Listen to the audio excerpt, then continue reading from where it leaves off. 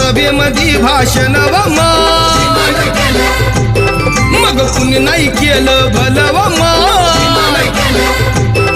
अग दिल्लीचं दालन खुलं व